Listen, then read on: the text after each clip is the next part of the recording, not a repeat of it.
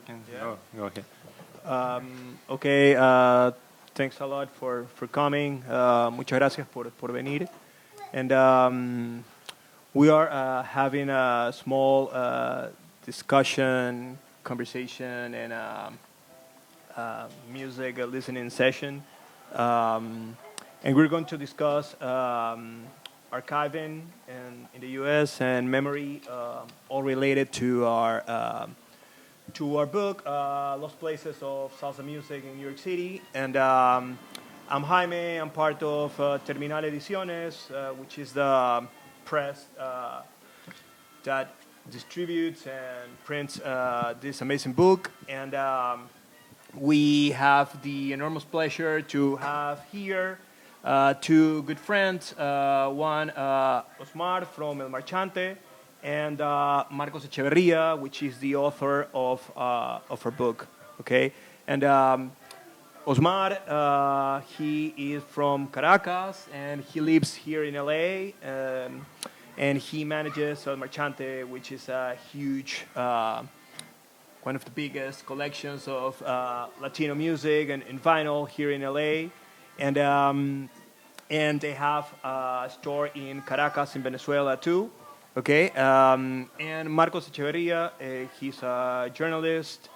He's Ecuadorian, and he lives in New York City, from where he works with a lot of media, and well, he's amazing. I don't want to bother you anymore talking, but and we don't have that much time. But so yeah, we're going to start telling you a little bit about our book. Last year, well, I talked to Marcos. I know him from Ecuador for a very long time, and he started this amazing project called, well, it was in the screen, called Where We Were Safe, which is a multimedia documentary, on the lost places of salsa music that appeared in New York during the 70s. And so we started talking, and we decided how to transform this whole documentary into a book form. So we're going to have a brief conversation with Marcos and with Osmar about different themes, but we're going to start showing you like a brief version of the documentary, so to get into the whole idea and into the background of the book, and then we're going to talk with them a little bit more. Okay, so I'll leave you with Marcos, and he's going to talk about Where We Were Safe. Okay, thanks for everyone for coming.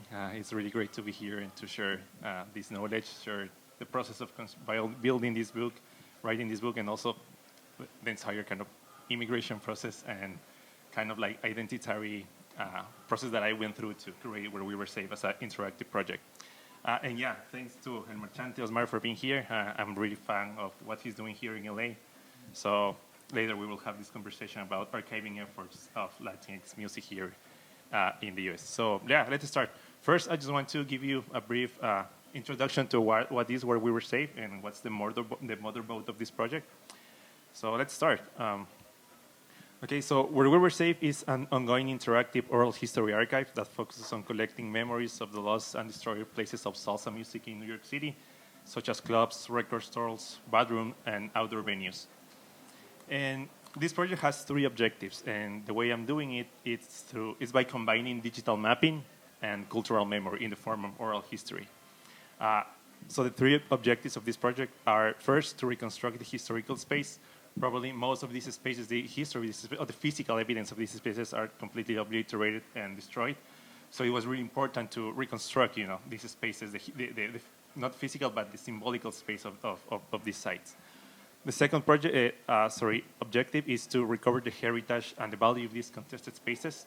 As you know, especially the Latino community in New York City, their identity is really well connected to how these spaces were used, to how these spaces were appropriated. So it was really important to first, not only to reclaim or reconstruct these spaces, but to understand the value of these cultural spaces. And the third one, it was important to create an archive and to joint efforts to preserve this history, because the history of salsa music is really well recorded in New York City. There's like a lot of documentaries, there's a lot of books, but for the first time, an investigation really concentrates on the places of salsa, on these historical and landmark spaces. So it was important to first to do an archive, and second to preserve it. So as a formal introduction, I would like to show you a 5-minute introduction of the documentary. It's an interactive documentary. Later we are going to jump and discover a little bit around it. But this is a 5-minute video, which I just joined and edited with the persons or the people that I talk about in these spaces. So it gives you a little bit of context about the time, about the project, and what we're looking for.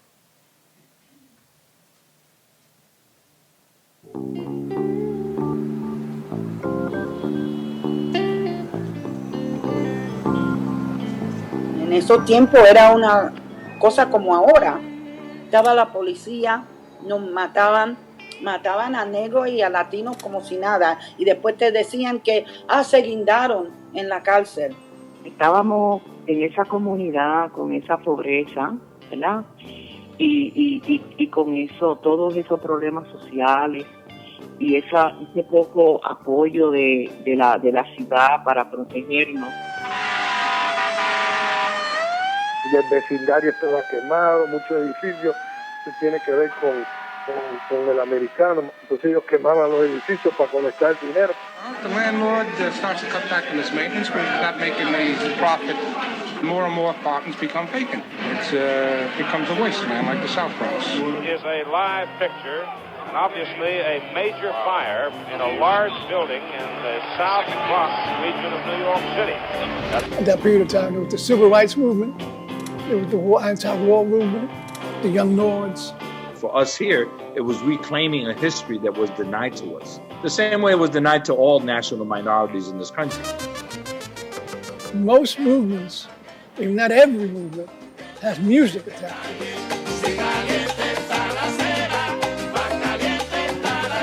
Mi orgullo era que la salsa en Nueva York empezó a identificarnos a nosotros, a darnos como un lugar. That music was very much connected to what was going on in the streets. Y fuimos así a esta ciudad sin misericordia, y eso era nuestro shield para batallar. Sitios como Casamadeo, New Rican Village, Corso, Skate, The Chez Jose, San George Hotel. There's the fountain. Orchard Beach. Y tú ibas a los sitios, entonces, por más malo que sea el día, tú empezabas a bailar, te levantaba el espíritu. the joy, people's faces when they left the club. Que los latinos finally encontraron un sitio a la comunidad latina se podían juntar, Latin Pride. Imagínate en un sitio en que la música es latina, lo que se está hablando es español, lo que está cantando es español, pero sin embargo lo entendían los judíos, lo entendían nuestros hermanos afroamericanos y se bailaba. Cuando empezaba la música latina, ahí se fue todo y ahí se bailaba, se gozaba. Yo hablé con chinos, yo hablé con morenos, con blanquitos, con profesores. eso era fantástico, ¿sabes? Que tú estabas bailando como si estuvieras bailando en la sala de tu casa.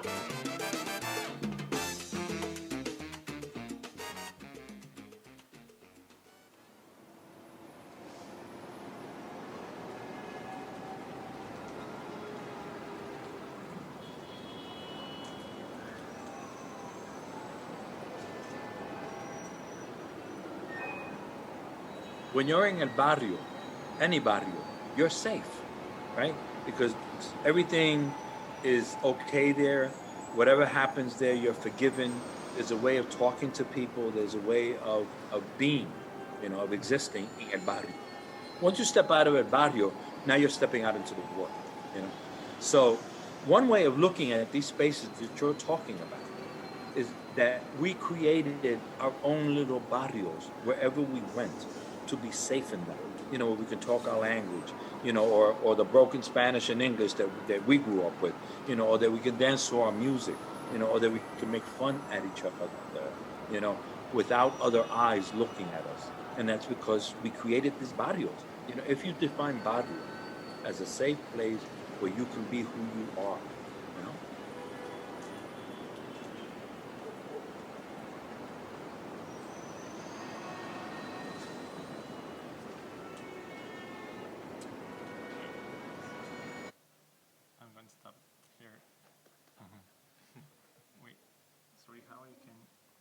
can we return to this?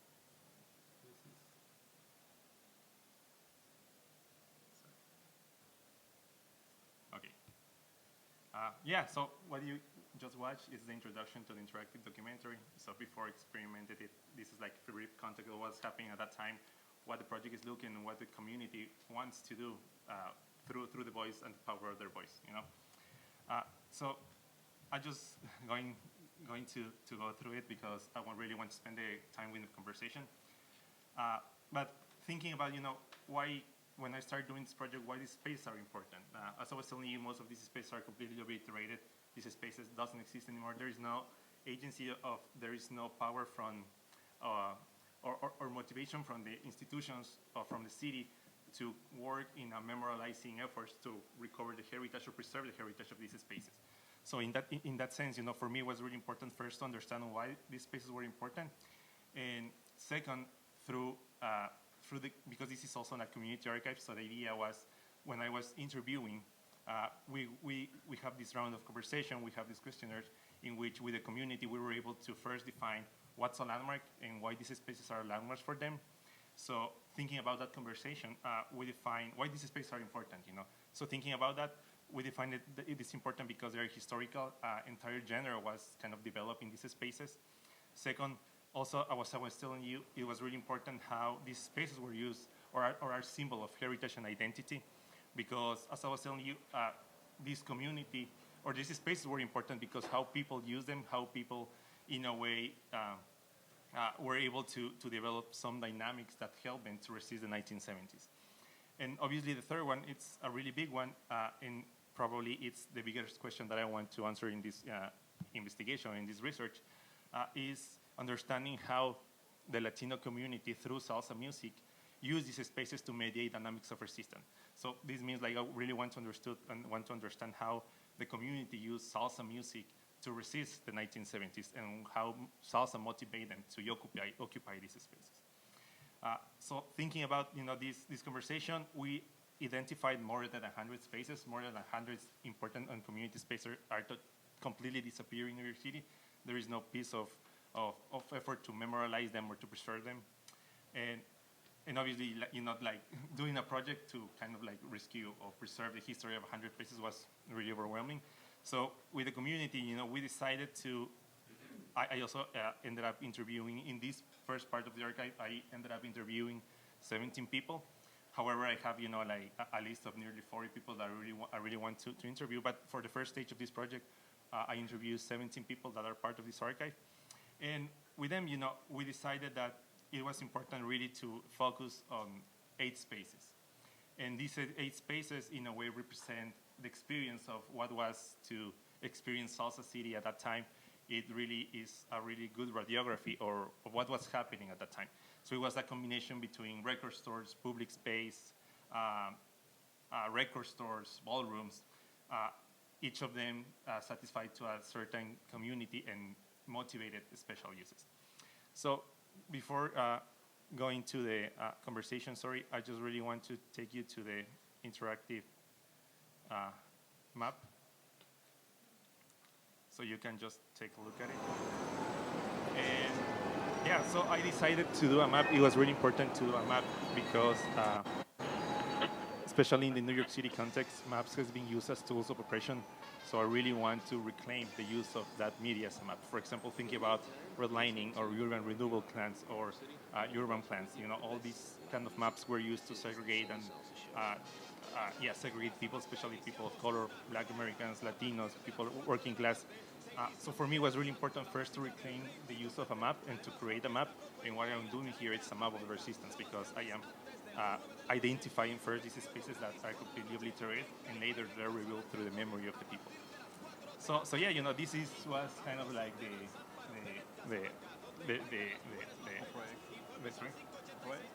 this was a project. Sorry, this was like the first part of it. And yeah, you can just like jump around the interactive documentary. You know, you can go through these spaces, read a little bit about the history, and if you go to oral history, you will be able to listen to all the testimonies that I compiled during this investigation. And yeah, so you can go and access free to this map. It's called whereweweresaved.org. So you can spend as much as you want listening to these testimonies. And yeah, with that, I just want to finally say how kind of everything was, how we reached to the point of publishing this book. So yes, as I was telling you, the motherboard was the interactive documentary. Also, we have interactive exposition. Yesterday, we have an interactive exposition at Ansonia Records. So it was just showing the interactive archive because the community just shared and gave me the interactive archive. So it was thinking about how we create a symbolic space. You know, if we are talking about spaces that are obliterated, it was really important to create this space to share this history. Also, something that I'm developing right now is the oral mapping workshops. So a good way to kind of finalize the circle, you know, was to how I can share the knowledge that I just learned through all this process. So what I'm doing is I am opening the methodology that I used to create Where We Were Safe so other communities can do their same in their own context. So that's something that we're doing this year. And, you know, finally, the book, it was really important because it's fundamental to create or to render evidence of Latinx history in the US. Because, you know, these spaces are completely obliterated, and it was really important to have like a piece of evidence that shows that this community, how this community used these spaces, how this community existed, and yeah, so it was really important to have that piece of evidence, you know. And yeah, I think that's what I want to share, and now I just want to spend the time, you know, talking with Osmar and our efforts in archiving everything. Yeah, thank you. Okay, and well, after all that, like, work that took how long? Yeah, it was. It took like 2 years of doing research and post-production and everything. Yeah. Okay, so yeah, so after all that, like 2 years of hard work and all that, like, I came as an editor and just said like, okay, we're gonna take all this hard work and make it a book, you know. So we started working with Marcos and first of all asking how can we transform, you know, all this research and all this investigation to a small book, and thinking about the constraints, you know, and budgetary, you know, constraints of insights and the physical format of a book, you know, to translate all this research, you know. And well, at the end, we ended up putting in the book like eight, right? 8 or 9? Yeah, 9 spaces. It's 9 spaces or 9 stories, you know.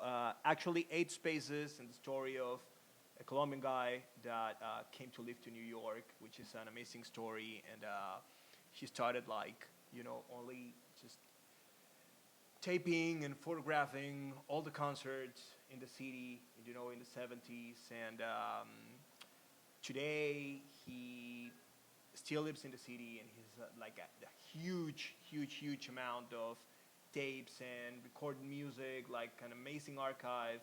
So that story, it's the last story. It's not really on space, but it's an amazing story of somebody that's, you know, archiving all these memories, you know, from salsa and from the 70s. So yes, and there's a map too where you can find like 22 or 23 places in the city. So maybe, I don't know, maybe in the future we do a second edition with more places in the book, you know. So for us as press and as publishers, it was a very like pivotal moment for us as press, because we started Terminal working basically with visual artists from Latin America and the Caribbean.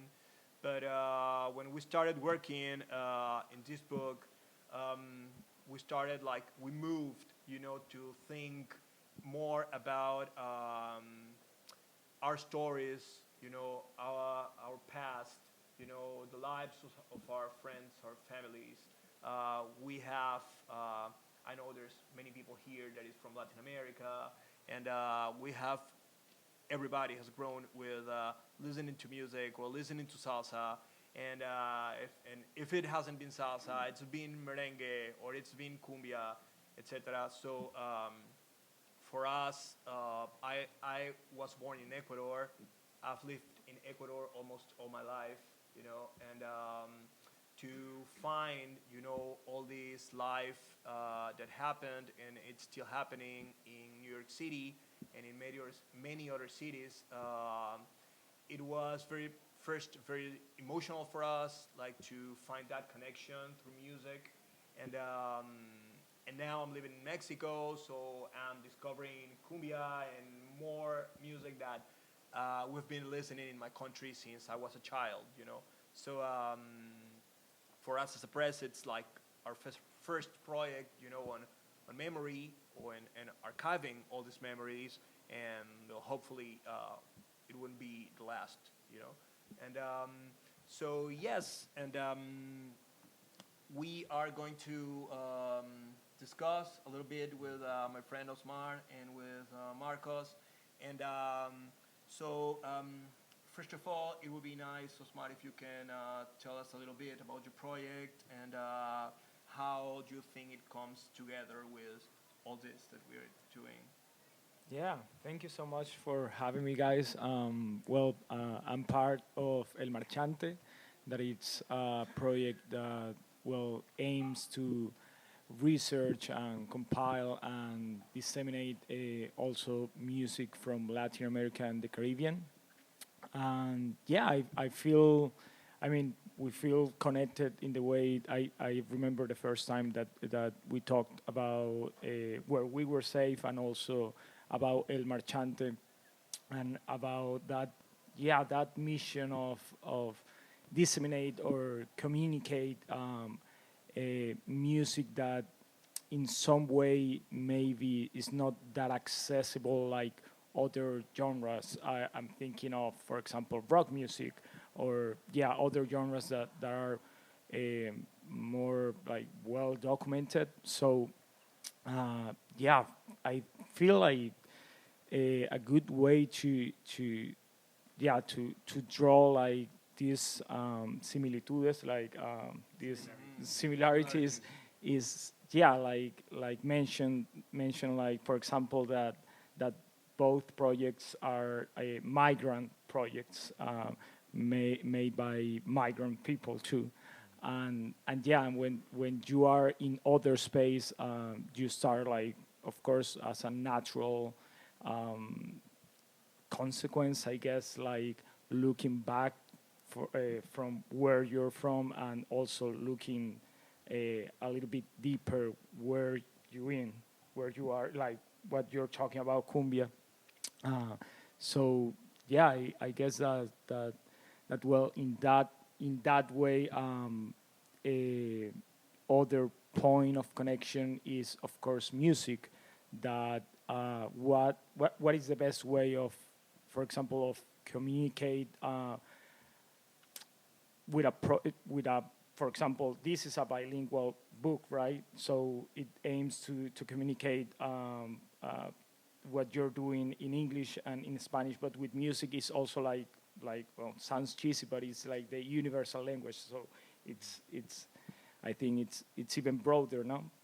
And I mean, I think that's a thing that we have in common, and in our case is with records. So I wanted to pass you like some of the records that also are the same places that are in the book or in the website.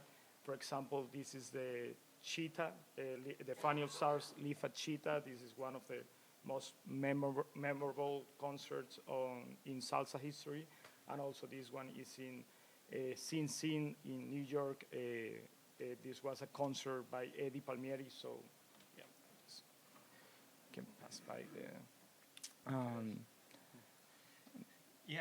And I guess it's really important what you said, that for us connecting for the first time was really important to understand how music under this context serve us as a compass. When you come here, it's really difficult to find spaces where you can mingle around. It's really difficult to find a community where you can rely on. So I guess the power of music and looking to the music of your country, the music of your culture, was a way for us to first to find or to use that compass to go to the right spaces, and after that, finding a community where you can support. So especially in my case, when I moved 6 years ago here, it was really difficult for me to navigate New York. Because, yeah, when you come from Latin America, you have like this idea that New York is the salsa city, you know, like everything happening there. When you go to New York City, you are looking for, I don't know, a mausoleo or a monument to Celia Cruz or Tito Puente, you know, or these spaces or a salsa museum. But when I went to this space, it was like, to the city, it was like, okay, where's everything, you know, like, you know, none of these physical spaces exist. And it's really important to say that the January 6th still exists because it still exists inside the community, inside the people. That's how you will look and listen to people playing salsa or congas or whatever in the streets. So it's this idea of, you know, like people, it's still inside the community. And for me, and I guess for instance, as a Marchante, the idea of thinking about music and archiving music comes from that way, because for us, it's really important, that cultural element that help new immigrants to guide and to explore the city or immigrant experience in a safer way. Mm-hmm. Amazing. I don't know if somebody has a question or comment or wants to talk or maybe share their favorite music or favorite records. I know you know about that, you know? Yeah, of course. Don't worry. I mean, yeah, of course. Okay.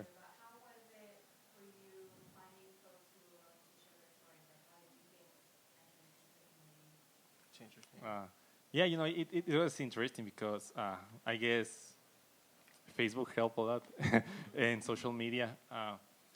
Because, you know, another kind of thing that I'm trying to contest here is archiving efforts. So thinking about institutional level, most of these spaces and this history is not in archives, you know, it's not in institutions, it's not in museums. It's some of the universities, for example, in Centro Estudios Puertorriqueños and Hunters in New York, they have done some efforts about that. But when I was doing the research, you know, it was really difficult to find this information. First, because it was during lockdown, and I wasn't able to go to these spaces or to these universities or archives. So it was thinking about, you know, how this archive was not, or these pieces of evidence was not digitalized. You know, it was really difficult to access them. And when I started doing the research, first, you know, I was reading books, looking at documentaries, and trying to find out what people is still alive, you know, like probably because they are really old people, you know, like in the 70s, 80s years old. So it was first this effort to localize them and be sure that they're alive.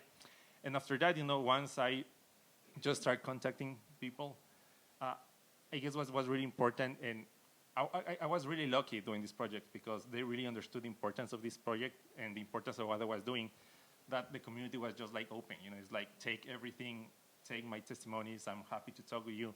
And I guess it's because of that, it's because our history, it's under archived, it's under preserved, so they understand the power and the importance of that. And it was really kind of like easy in that way to enter and accessing, you know. And I guess it's really important also when you enter a community, just like being really honest of your intentions and what you really want to do. So I guess those elements help me to enter to the community. And you know, after you just connect with someone, that connects you with another one, and you know, it's like a web. You know, you're kind of building that. So yeah, that's how you start kind of entering. Yes, yeah, no, absolutely. You know, like I think now I have like these two. I mean, my dream is like to have this in institutional level, and it will be like amazing if, for example, if the National Park Service in a way can access this archive and name landmarks some of these spaces, because you know when you walk through these spaces doesn't exist anymore. Like there's no like recognition, there's no like nothing, you know.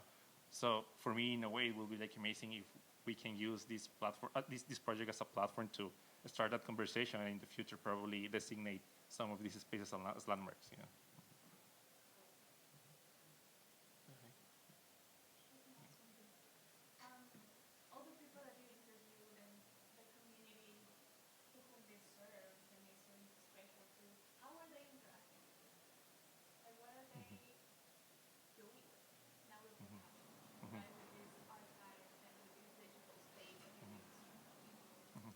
Of course, yeah. First, I was not interested in interviewing musicians because salseros are here. Like the history of salsa is really well connected with Fania, so I was really not interested in kind of like repeating that history.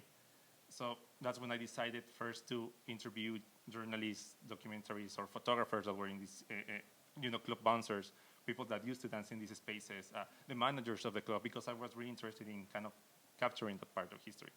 And yeah, once I put it in the archive as an interactive piece, I guess that I was rescuing this or preserving this history to connect with Latinx community. So I guess most of the people that interacted with this project were like Latinx or young Latinos or Latinas, So it was interesting how the entire process started, because once Latinx or Latinas started engaging with this project, they went to their families with the tios, abuelas, or whatever, and they start talking about these places. So it was like the complete process through the project was start going, the oral history process and sharing knowledge and shifting memories around it. So I guess that's kind of the project. And another thing, thinking about that community and how that community can access, it's the book as well, So it's thinking how that community that I interview were able to find this piece of evidence that they are part of. So the book was really important for that. Mm-hmm. Somebody in the back. Yeah, I was just curious if New York City Landmark Commission cares about this at all, or if there's anything worth talking about. No. No, yeah, it's interesting because Casa Madeo, it's a landmark, it's recognized as a landmark. But when I was doing the research and when I was navigating the New York City Landmark Commission, Casa Madeo was not even located in the New York City Landmark map. So, it was kind of like, that's when I started also understanding and criticizing maps as tools of oppression and obliteration, So yeah, but now I'm having conversation with the National Park Service. So it's having that conversation in an institutional level. So first we can having awareness about these spaces and having that in a public level,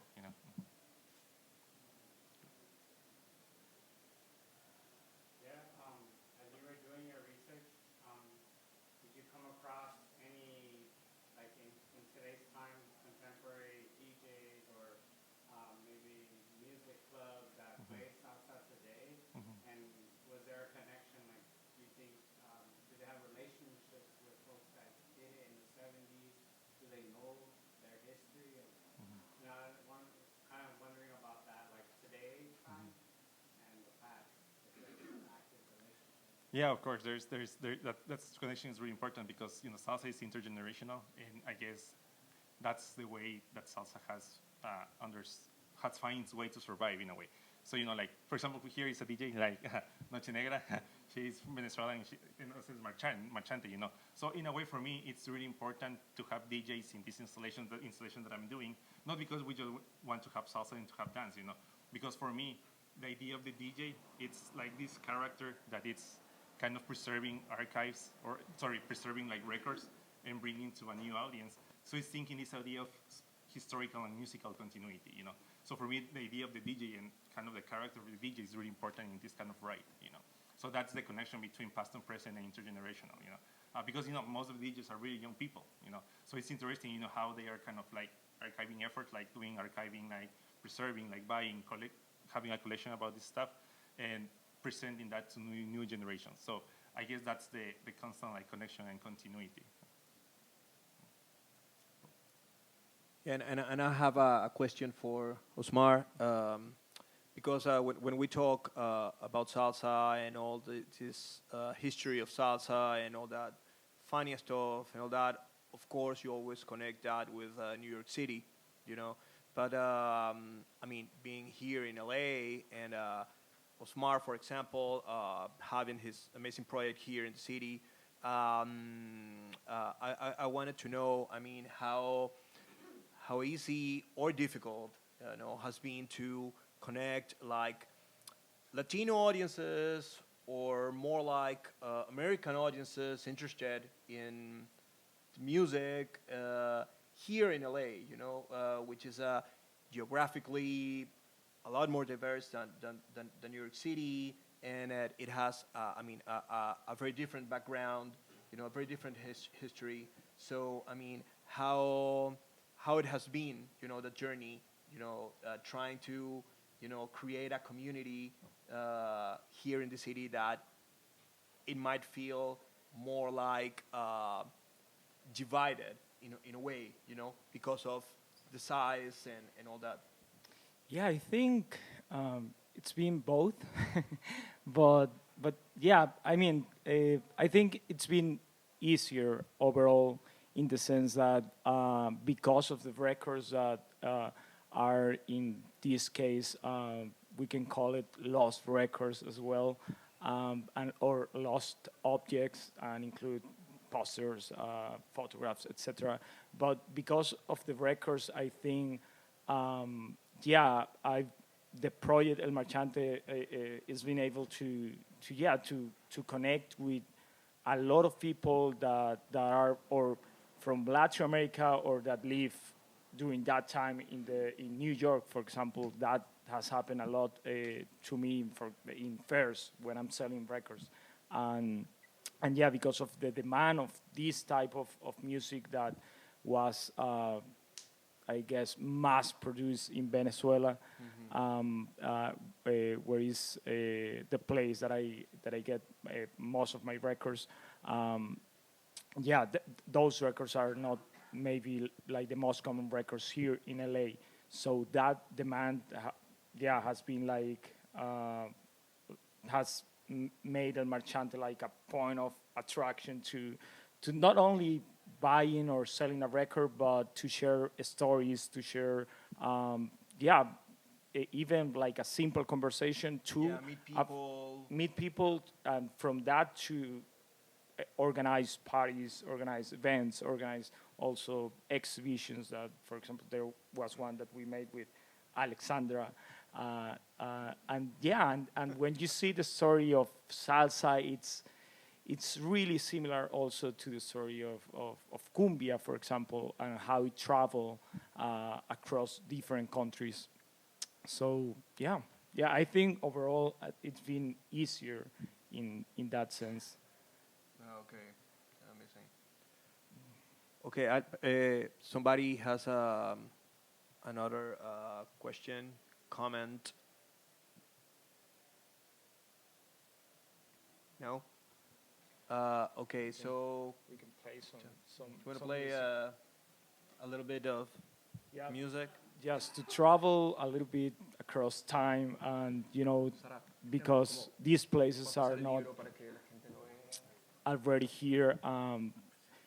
At least we have the music, so we wanted to share some music that was recorded in these historical spaces and historical places. So let's just listen to. This is Fania All Stars live at the Cheetah Club. A lot of people say that this was like the beginning of salsa music. Let's play this. And if you want to dance, we're giving away a book. If there's a couple here dancing. This song is Ponte Duro.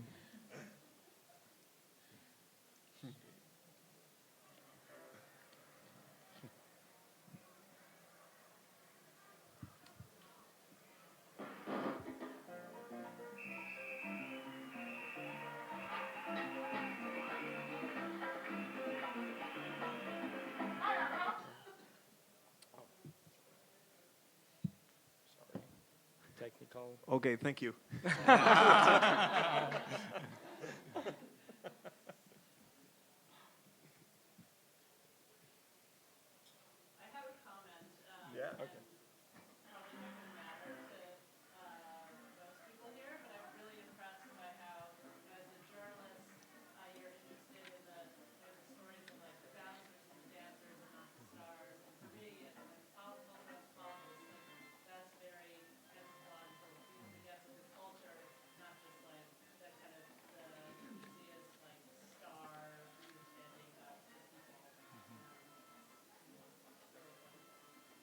Oh yeah, thank you. Yeah, and I guess that kind of like really connects the spirit of the decade and of the scene, because I guess salsa had was really well connected with this idea of social justice. Like salsa was really well connected with social or the Latino movement at that time. So when EY was really wanted to connect and to preserve and to represent in a better way this, the people it was really important. Their testimonies, how they experimented these spaces, how they live, how they organized through these spaces, and how salsa informed all that dynamics. So so for me it was really important to capture and to think about them, and not like the big shiny stars, because that's kind of like the tale that is kind of like constantly repeating and repeating, and it's like Safania, the Cheetah Club, it's that. So I was really interested like in kind of like tackling, and targeting like that side view of salsa thing. Yeah, I guess for me as an editor of the book, when I read like all the, everything that Marco had, those like tiny, weird, strange, things, like little bit stories inside the bigger picture was what mostly drew me to the project. I remember there's one of the places which is called Mr. Mario. Okay, and it was this place in New York, which it was owned by this guy called Mr. Mario. Okay, which is a clothing store, like with suits and ties and all that for for salsa dancers and people going to the ballrooms and clubs and all that, and that guy just decided one day to take the second floor and transform it into a salsa club. So there's these pictures in the book and Marco's archive that people is dancing, around the racks of suits and ties and bow ties and all that, So, I mean, it's funny, but at the same time, it's like, it's nostalgic to think that there was a time that you were able to do something like that, and not everything that like corporate and complicated as it is today, But yeah, I like those small stories that are in the book, Yeah. And, I have a question to Osmar, in thinking about like this intergenerational kind of like connection. What do you think, or what has been your experience here in LA? Thinking about, because your story in the installation that we did at Ansonia, like there were like a lot of young people, So what do you think like salsites keep on calling young people, and what has been your experience here in doing like events and DJing around young people? What's the connection there that you consider you have explored? Well, from El Marchante's perspective, I think is trying to fill a void, and I know that's also the place where you come from, where we were safe. But I feel not only with salsa, but with cumbia, with merengue, and in New York too. With all of these genres is like the best way to connect with your own history and to look of who you are and why you are what you are. So I feel like that's one of the things that me personally feel when I'm looking and digging, for example, through records and reading, like the back cover and looking at that and saying like, yeah, this is my history too, and this is also who I am and who also what we live. Like, for example, what you were saying about that we grew up with that. We grew up like in the public transportation. We listened to that music even in the school, So we're also when we are migrants, I think that's like, I don't know, there is a booster in that, búsqueda, in that search of. So yeah, I think that's my experience. I'd like to know yours too. Yeah, it was interesting because in my case it's kind of the same. Thinking about DJs, like the bus driver were the first DJs like we have. Yeah, it's like they curated like music so well, like so it's like that first like connection, So, and I guess like for me, I grew up like with all these songs, with all this music, but I didn't understand it really well until I came here because that's really easy, It's there, the meaning is like so. It's so it basically it's like we don't feel the necessity to understand it because it's there, and it's easy to. But when I moved here, it's the same thing, Like I was really eager to find a way or a compass that I need in understanding my experience as an immigrant in New York City, and I guess salsa was that vehicle, like that vehicle that okay, this is something that I used to listen before, this is something that I grew up with, and that guided me to places, and meeting people that kind of make me feel safe. One question that that I wanted to ask you is, this is a transmedia project. Why you decided to do it in that way?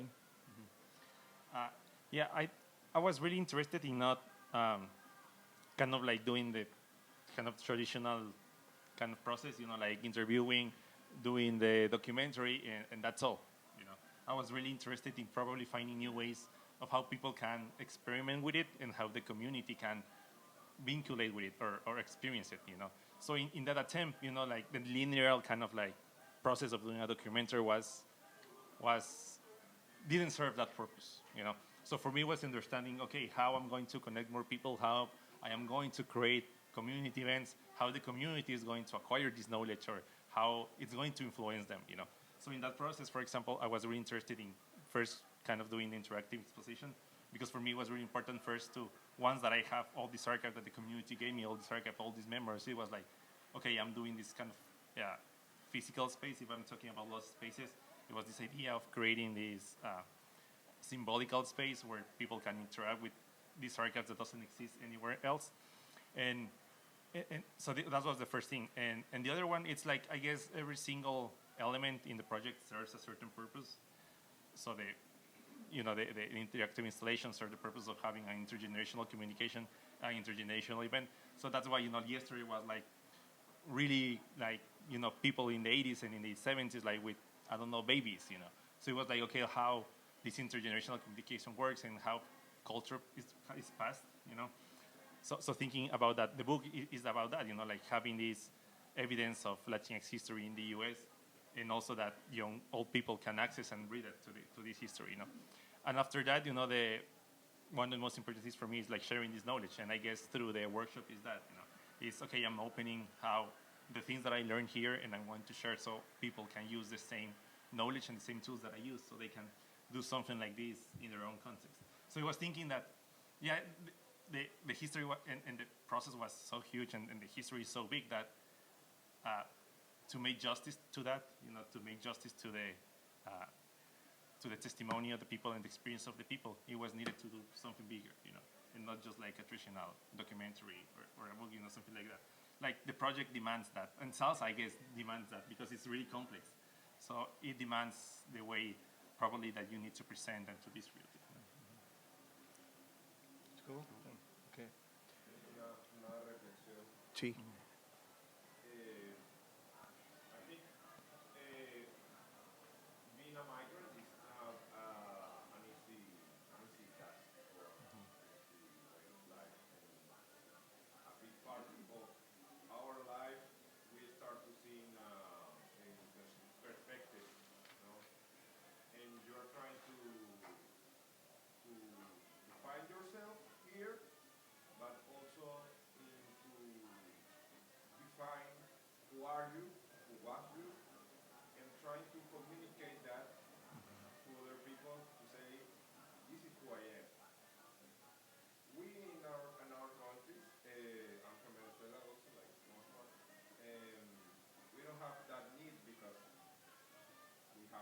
There it is. Yeah.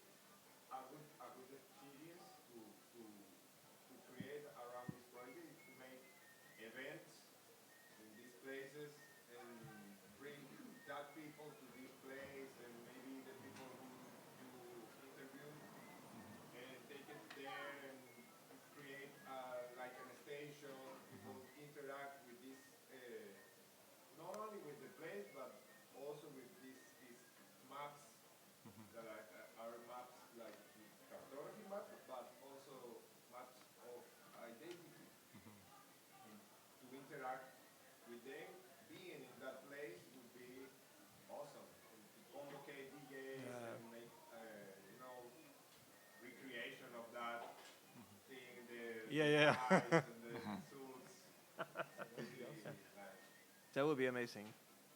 Thanks a lot, man. Yeah, absolutely. Thank you. Okay, bueno, muchas gracias, and thanks for coming. It'll be great to have you here, and we'll be today and tomorrow here at the fair with our book. So if you want to jump by and get a copy, it would be awesome. Thanks a lot. Thanks for coming. Okay. Thank you. Thank you.